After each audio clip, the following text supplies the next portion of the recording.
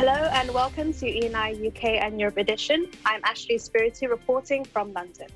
We bring you news reports from the United Kingdom and Europe, and we have live reporters on standby ready to give their reports. For our headlines. By-election voters head to polls as UK Prime Minister faces key test in Heartland. Panic in Britain as Omicron crisis bites.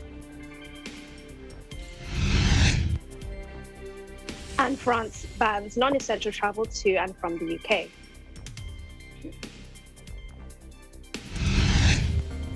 And first from our correspondents, we have Arian and Eric Samuel Celestino giving us a tour of London's Victoria and Albert Museum.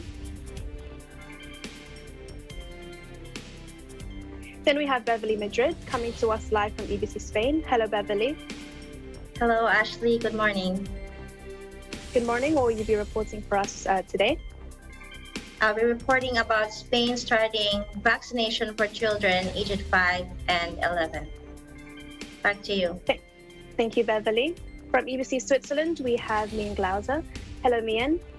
Hi, Ashley. So we'll be reporting about Swiss Army being mobilized for the third time to assist hospitals. Back to you, Ashley. Thank you. And from EBC Germany, we have Jessica Kalau. Hello, Jessica. Hi, Ashley. Today I will be reporting about Germany's new government after 16 years. Thank you. And for our sports news, our sports correspondent Ryan Florentino reports on Martinelli and Smith Rowe fire Arsenal into top 4 in the Premier League, and Tifo Aguero retires from football due to a heart problem. And of course, we have our view from our window coming from Santorini, Greece.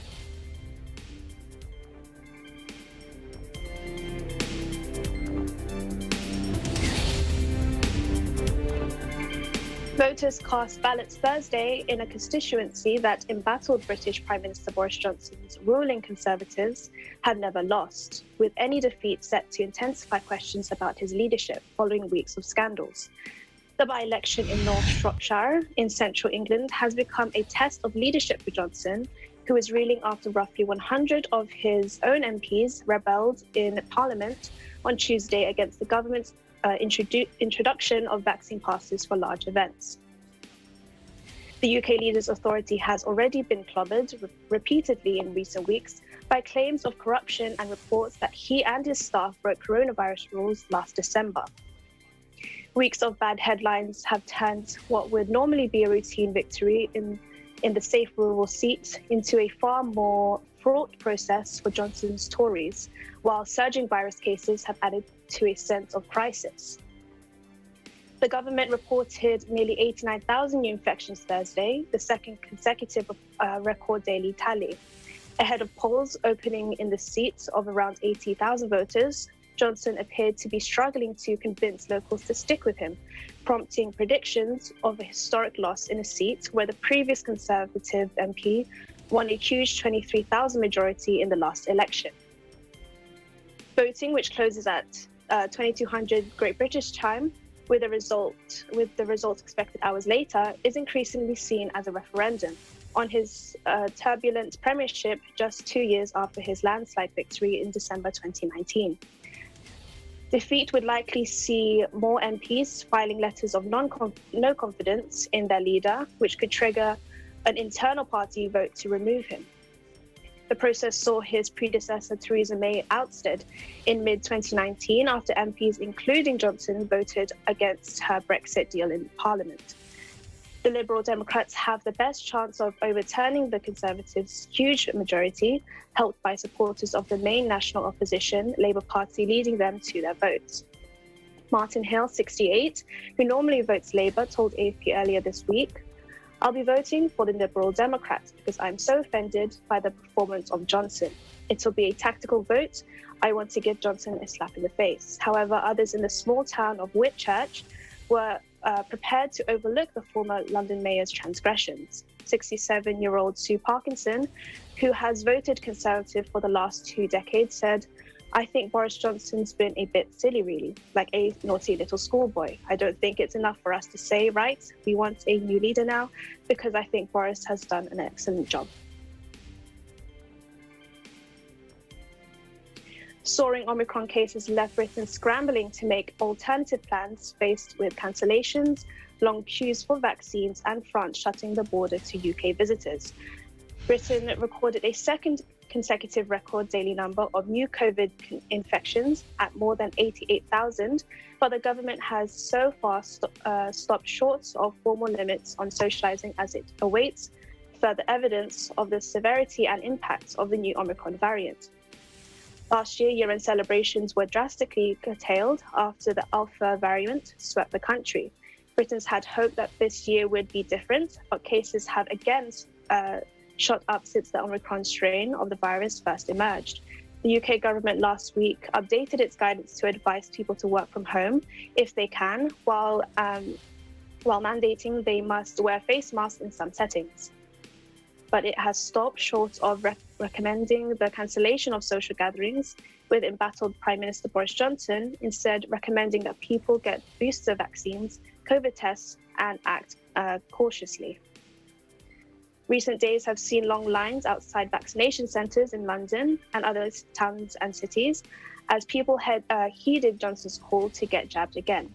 But at the same time, restaurants, theatres and other entertainment venues have reported rising cancellations and concerns about their viability as the case numbers continue to climb. From the top down, people were changing plans. Queen Elizabeth II, 95, cancelled her traditional family lunch next week, despite Johnson insisting such gatherings could still go ahead.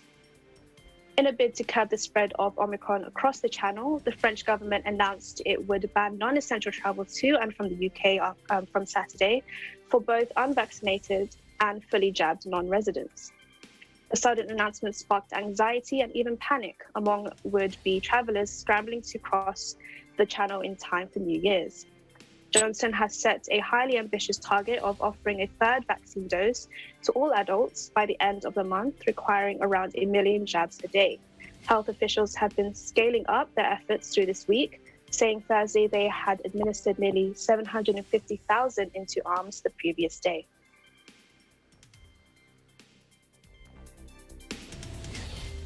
France said on Thursday that it would be banning non-essential travel to and from the UK. This announcement comes in response to UK's record number of COVID-19 cases. Starting December 18th, only valid and compelling reasons will justify travel between France and the UK for non-French citizens and their families. Travel for tourism and professional reasons will not be allowed. Coming to France will also require a negative PCR or antigen test for less than 24 hours for all travellers aged 12 and above, the completion of an online registration form and isolation. Isolation can be lifted after 48 hours subject to a negative PCR or antigen test. The government has called on travellers to postpone travel to the United Kingdom. France is currently on its fight against the fifth wave of the pandemic. On Thursday, it reported an average increase in the past week of 8.57% of hospitalizations and 5.76% of people requiring critical care.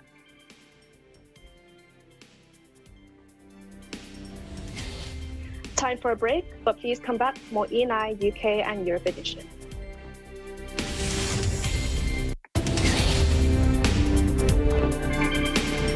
When things are tough and all you want is a sweet treat, many of us turn to chocolates. Maaaring magbigay ng agarang kaligayahan ng tsokolate sa pagpapabuti ng ating damdamin pati na rin ng ating kalusugan. We are on the verge of putting the Philippines on the global chocolate map as the preferred source of premium chocolates. What were the ventures that led to the establishment of our own chocolate production? Ano-ano ang mga epekto ng pandemya sa cocoa sustainability ng bansa? In this episode, we will know more about the tree-to-bar chocolate industry with the chocolate maker of the award-winning Malagos Chocolate, Mr. Rex Puentespina, and Ms. Ann Leonardo, Head of Market Development of Globe Business. Right now, we are taking it one day at a time lang, no? and this will involve a lot of pencil pushing and compute na to really be competitive. No? So, practicality is key. Bawat bisita po natin sa website, bili natin ng produkto, tumutulong po tayo sa ating mga negosyanteng Pilipino. At hindi lang po sila, again, ang ating tinutulungan. Tinutulungan din po natin yung mga partner communities nila. All these in this episode of Open for Business.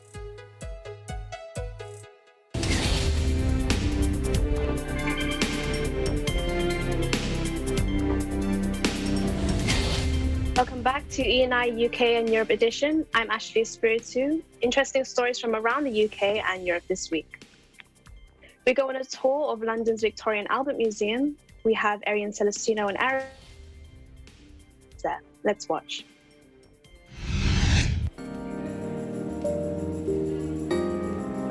Appreciation of art and culture has always been highly encouraged.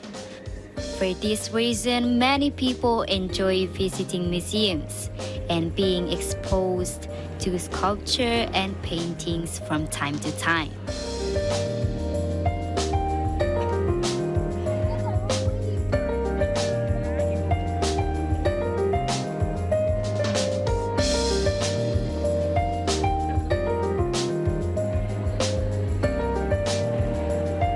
One of the world's largest museums of decorative art and design is the Victoria and Albert Museum. It accommodates a permanent collection which has over 2.5 million objects.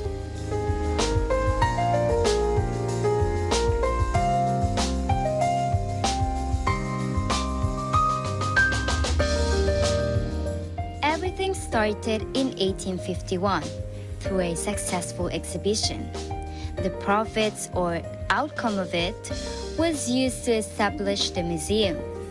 Hence, a few years later, to be more specific, exactly 6 years later, the museum moved to its present site.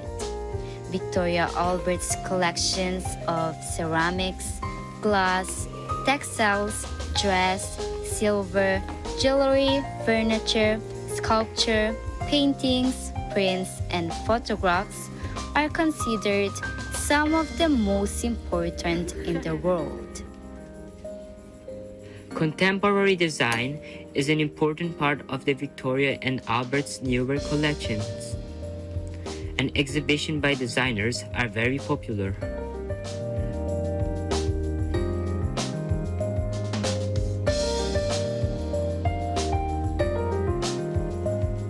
Recently, the £48 million development of the Victoria and Albert Exhibition World Quarter marked a new era for the museum.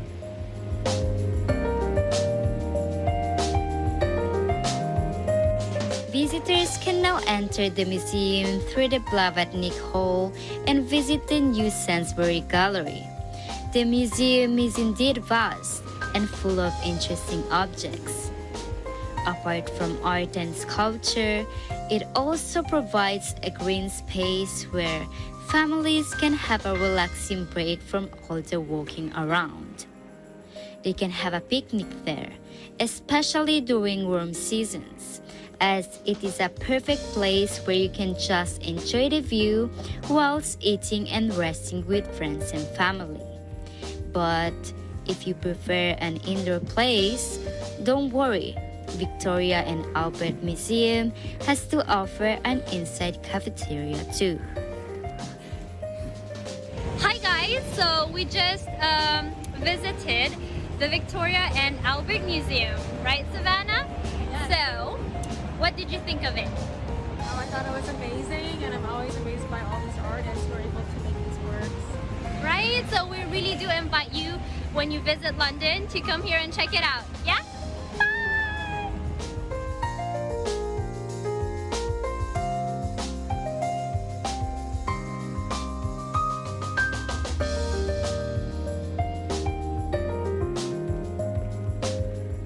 And this is it. We hope you enjoyed visiting the Victoria and Albert Museum with us. I am Eric Samuel Celestino. And I'm Arian Celestino, and we'll live in interesting times. Thank you for that beautiful tour, Arian and Eric. The Spanish government has decided to start the vaccination of children. Beverly Madrid joins us today with the details. Hello, Beverly. Hello, Ashley. Yes. Spain joined Croatia, Germany, Greece, and Hungary in vaccinating children aged 5 to 11 on Wednesday after the EU's health agency warned that immunization alone would not curb the rapid rise of the Omicron variant of COVID-19 virus. According to the health ministry, the aim is to vaccinate more than 3 million children in this age group during December and January. The health ministry sent the first shipment of 1.3 million doses to Spain's 17 autonomous communities this week, with more doses expected in January. This occurs after the country's Public Health Commission approved the vaccination against COVID-19 for children between 5 and 11 years old on December 7th.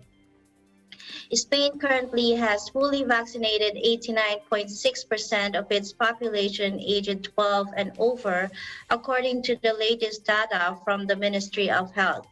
The momentum was given new urgency by the rapid spread of the heavily mutated Omicron variant, which EU Chief Ursula von der Leyen warned could be dominant in Europe by mid-January. Even as children lined up to get jabs, the EU Health Agency ECDC said measures like mask wearing, social distancing, and the prevention of overcrowding were essential to reduce the burden on healthcare systems in the time available, with vaccines alone taking too long. Spanish Prime Minister Pedro Sanchez stated that he hoped his country, which already has one of Europe's highest COVID-19 vaccination rates, would become an example for the world with its immunization campaign for 5 to 11-year-olds. The Pfizer doses that do not require dilution are lower than those of adults and are also administered in 2 injections separated by 21 days. Doctors across Europe reported strong initial demand from parents. Back to you, Ashley. Beverly, how is each autonomous community organizing the vaccination program to children aged 5? Well, Ashley, each of the communities will decide how to organize the vaccination program. Some had already have the doses available on the 14th and began inoculating that same day. For example, the Minister of Health in Andalusia has stated that the vaccination of children would be carried out in schools, while autonomous communities such as Madrid, Murcia, Asturias, or Catalonia have ruled out vaccination in schools, and in the absence of specifying the technical details, they prefer vaccinating in health centers and hospitals. Back to you. Thank you for joining us today, Beverly, and from Spain. Thank you, Ashley. Reporting from Spain, I'm Beverly Madrid. We live in interesting times. Government has deployed the army to provide additional support during the pandemic. Mian Glauser has the details for us today. Hi, Mian. Hi, Ashley. Indeed, as Switzerland is one of the countries lagging behind its European neighbors in terms of COVID-19 vaccinations, the Swiss Army has been mobilized once again by the Federal Council to speed up this one so they can help injecting sufficient vaccines and give a serious boost to the vaccination program in areas such as Jura Canton, where there is a lack of human resources. By doing this, the 2,500 soldiers also help and support hospitals where caregivers are getting exhausted and overwhelmed in basic care, intensive care units, treatments, logistic, transporting patients, and vaccination depending on the canton's demand. The preparation of doses is being done in a very precise way as it is led and supervised by a doctor or a head nurse of the canton. To receive support from the army, the cantons must prove that they already use all means and civil instruments at their disposal, such as calling on the civil protection, the civil service, firefighters, and private sectors. They must also prove that no extra staff can be recruited from the labor market to the point that there are no more unemployed students in medicine, Samaritans, and other available volunteers at their disposal. Another thing to prove is that taking charge of the patients cannot be undertaken anymore in other public health establishments, and that urgent medical intervention were postponed to free hospital capacity. This decision by the Federal Council is valid until March 31, 2022. However, as it lasts more than 3 weeks, this support service must be approved by the Federal Assembly. Back to you, Ashley. Thank you for today's report, Mian. Thank you for having me, Ashley. I'm Mian Galzer reporting from the Geneva, Switzerland Bureau, and we live in interesting times. Time for a break, but please come back for more ENI UK and Europe edition.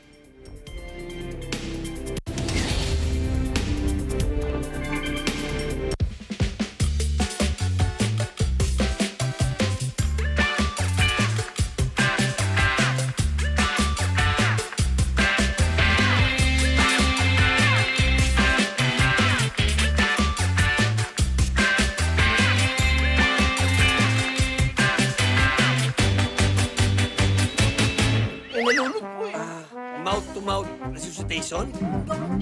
Pag-break na daw po si Martin sa atin. Kainan, hindi ko kailangan makita kasi maalala na kita. Kuya, magnanakaw doon! Sana! Bilisan mo! Pulis! Pulis! Ganun tumakbo. Bakit mo pinipigilan? Ang ganda mo kasi. Ang inyong pinakabagong gag show. Dito sa Net25! Walang iba kundi ang Quezon City!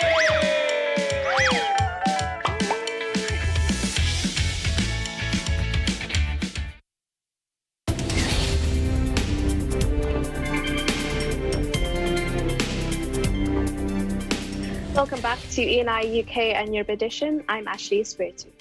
Interesting stories in the UK. Germany has a new leader, Chancellor Olaf Scholz.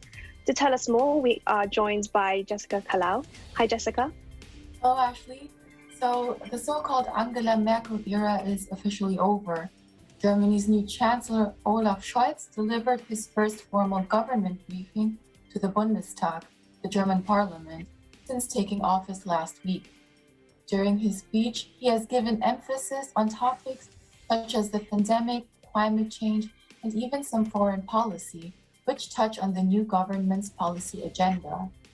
Scholz's center-left Social Democratic Party, the party that narrowly won in September's federal election, will work as a coalition government along with the Greens and the Libertarian Free Democratic Party.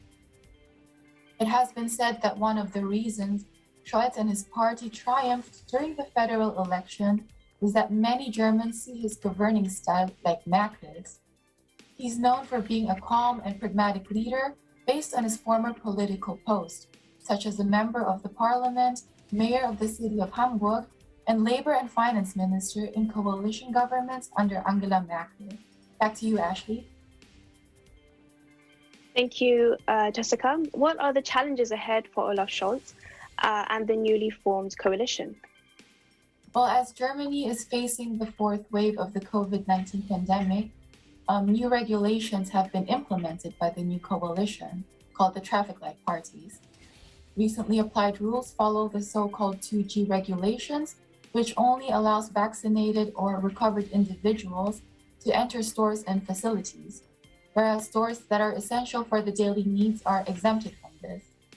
As these regulations are being implemented to hinder the infection rates from rising, it is a challenge for the new government to simultaneously ensure personal freedom and rights. Aside from this, they also face financial challenges, as the traffic light parties have differences regarding their expenditures to realize the party's visions.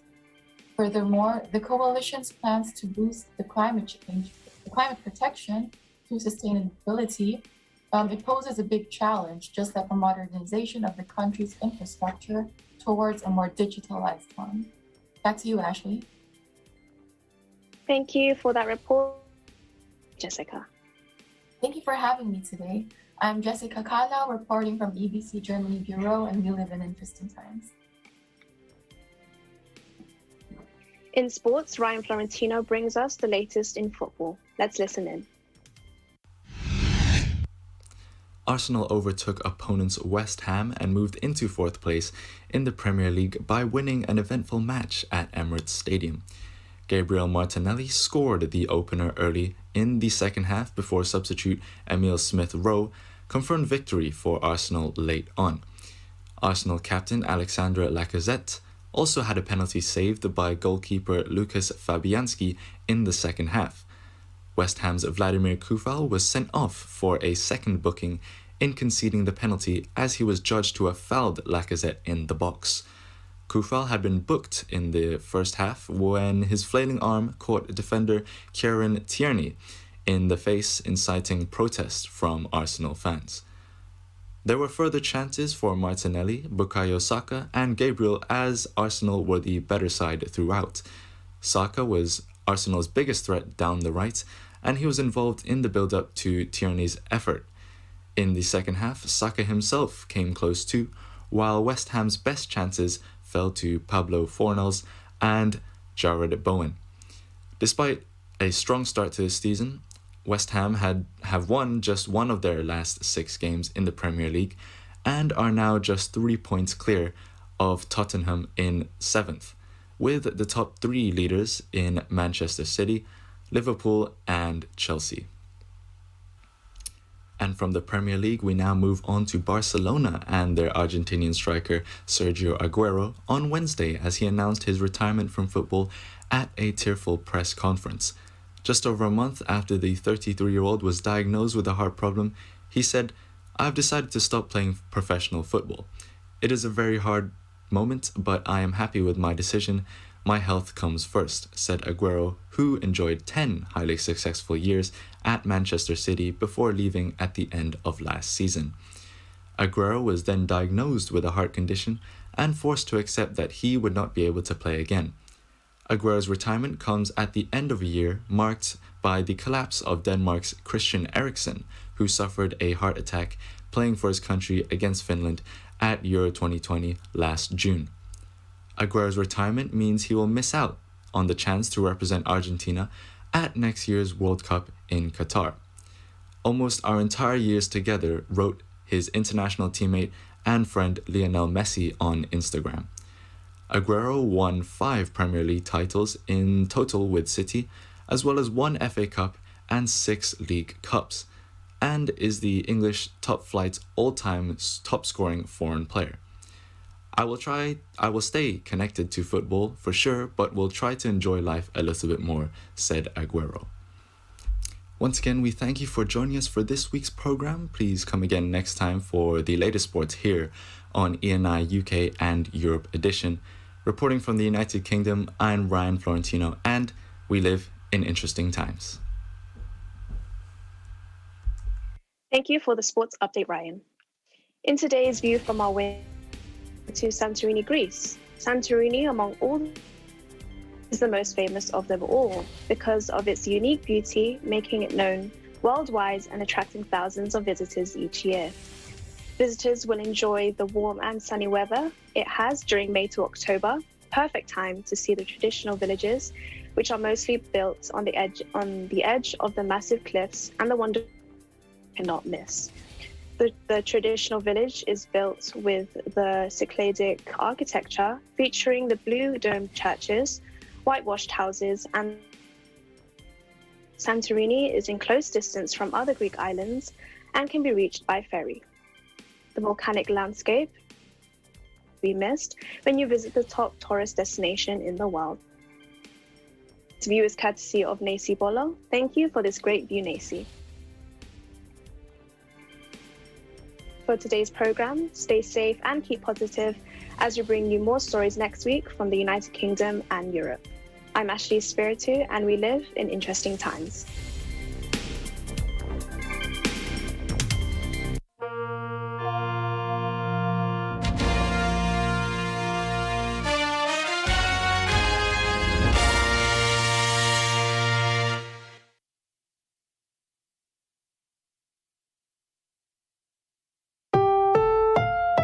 This program is rated PG. It contains themes and scenes which may not be suitable for very young audiences. Parental guidance